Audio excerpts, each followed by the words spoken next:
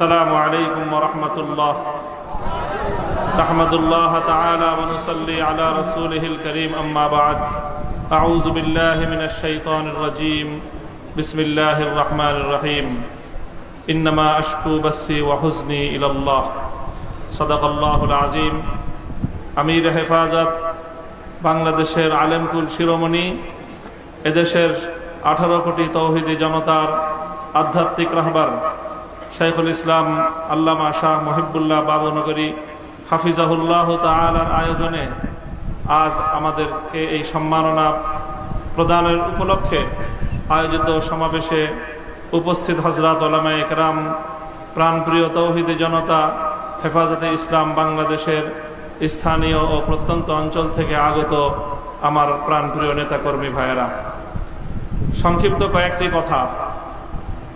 আমি এবং আমার সহকর্মী আমরা আপনাদের ভাইয়েরা যারা দীর্ঘ কারাবরণ করেছি, কারাভোগ করেছি, আমাদের কারামুক্তির পর দেশব্যাপী আপনারা যে আবেগ এবং উচ্ছ্বাস প্রকাশ করেছেন, আমাদেরকে যে আপনারা সাহস জুগিয়েছেন, এর মাধ্যমে একদিকে আমাদেরও দায়িত্ব বেড়েছে আর একদিকে আপনাদেরও দায়িত্ব অনেক বেড়ে গিয়েছে। প্রথমে আমি আমাদের দায়িত্বের কথাটা বলি। আলহামদুলিল্লাহ, আমাদের কষ্ট হয়েছে, আমরা এটা বলবো না যে জালিমের জিন্দানখানায় আমাদের কষ্ট হয়নি, তা নয়। আপনজন থেকে বিচ্ছিন্ন থাকা, স্বাধীনতার জীবন হরণ করে বন্দি খাঁচায় আমাদেরকে বন্দিত্বের শেকলে বন্দি করে রাখা, এটাই ছিল আমাদের জন্য অনেক বড় যন্ত্রণার বিষয়। সেই বন্দিত্ব থেকে মুক্তির পর দেশব্যাপী হেফাজতে ইসলামের নেতাকর্মীরা এবং সারা দেশের দলমত নির্বিশেষে সকল শ্রেণী ও পেশার তৌহিদি জনতা যেভাবে কারামুক্ত হেফাজত নেতৃবৃন্দকে উচ্ছ্বাসের সাথে, আবেগের সাথে বরণ করে নিয়েছেন, তাতে আমরা বুঝতে পারছি যে আমাদের আগামী দিনে আমাদের দায়িত্ব অনেক বেশি। এবং আলহামদুলিল্লাহ, আল্লাহ পাক রব্বুল আলামিনের নিকট আফিয়াত চেয়ে আল্লাহ আমাদের জন্য সহজ করুন এই দোয়া করে শপথের বাণী উচ্চারণ করতে চাই। আমাদের সকল কারাবন্দীদের পক্ষ থেকে আমি সে কথা উচ্চারণ করতে চাই। ইনশাআল্লাহ আল্লাহর জমিনে আল্লাহর দ্বীনের ঝান্ডা সমুন্নত রাখতে, আল্লাহর পয়গম্বরের ইজ্জতের হেফাজত করতে, এদেশের নাস্তিক্যবাদকে রুখতে, এদেশে ইসলামকে উপড়ে ফেলার সকল ষড়যন্ত্রকে রুখার জন্য যদি এর চেয়ে বড় ত্যাগ এবং কোরবানির প্রয়োজন হয়, হাসি মুখে আমরা সেই ত্যাগ করতে প্রস্তুত রয়েছি। জীবন দিতে হলে জীবন দিতে প্রস্তুত রয়েছি। সন্তানদেরকে যদি এতিম করতে হয় সেজন্য আমরা প্রস্তুত রয়েছি। স্ত্রীদেরকে যদি বিধবা করতে হয় সেজন্য আমরা প্রস্তুত রয়েছি। মায়ের বুক যদি আমাদের খালি করতে হয়, আমাদের মায়েরা বুক খালি করে চোখের অশ্রুতে তাদের কলিজার টুকরা সন্তানদেরকে মাটির নিচে খোদার হাতে সুপর্দ করবে।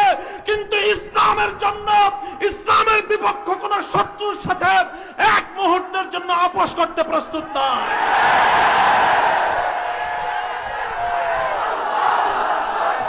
সময় কম, আমার স্পষ্ট পয়গাম, সব অন্যায়ের ক্ষমা রয়েছে, গাদ্দারি আর বিশ্বাসঘাতকতার কোনো ক্ষমা নাই।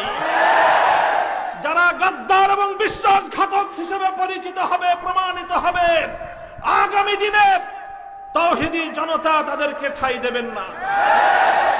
ইনশাআল্লাহ উলামায়ে কেরাম, হেফাজত নেতৃবৃন্দ যেভাবে শপথে বলিয়ান হলেন, যারা আমাদেরকে এভাবে সমর্থন যোগাচ্ছেন, আপনারা তো সমর্থন যোগাচ্ছেন, কিন্তু আপনারা কি কথাটা টের পান যে আপনাদের এই অভূতপূর্ব সমর্থনের কারণে রাষ্ট্রযন্ত্রের পক্ষ থেকে আমাদের উপর চাপটা কিন্তু আরো বেশি বেড়ে যায়। এই যে আজকে আমাদের উপরে এই অকথ্য নির্যাতন, এই যে লাঞ্ছনা, এই যে গঞ্জনা আমাদের উপর, কারণ এদেশের মানুষ আমাদেরকে ভালোবাসে, কারণ আমরা যেখানে যাই মানুষ আমাদের প্রতি আবেগ এবং উচ্ছ্বাস প্রকাশ করে। এখন আপনারা যদি আবেগ আর উচ্ছ্বাস প্রকাশ করে ঘরে গিয়ে বসে থাকেন চুপ করে, তাহলে আমাদের উপর কিন্তু চাপটা, জুলুমের স্টিম রোলারটা আমাদেরকে কিন্তু নিষ্পেষণ করে দিবে। তখন আপনাদের আবেগ প্রকাশ করার কিন্তু আর কোনো জায়গা অবশিষ্ট থাকবে না।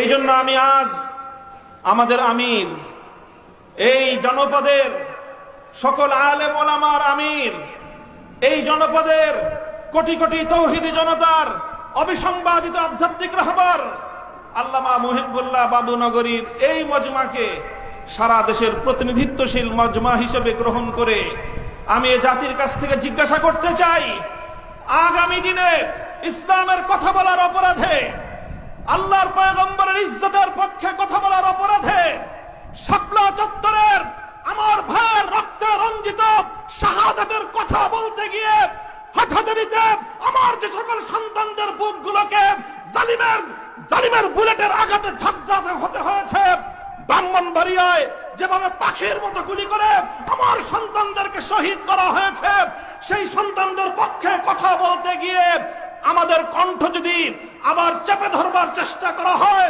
তাহলে আপনারা রাজপথে তার মোকাবেলা করবার জন্য প্রস্তুত থাকবেন কিনা?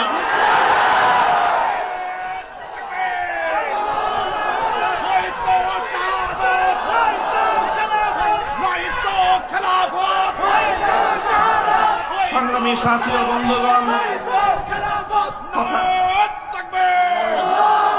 কথা দীর্ঘায়িত করার অবকাশ নেই। আমি আমার দীর্ঘ কারাবন্দিত্বের সময়ে আল্লাহ পাক রব্বুল আলামিনের রহমতের উপর আমার আস্থা, অবিচল বিশ্বাস ছিল যে আল্লাহ রব্বুল আলামিন নতিজা ভালো করবেন, উত্তম ফলাফল আমাদেরকে দিবেন, সে আস্থা এবং বিশ্বাস ছিল।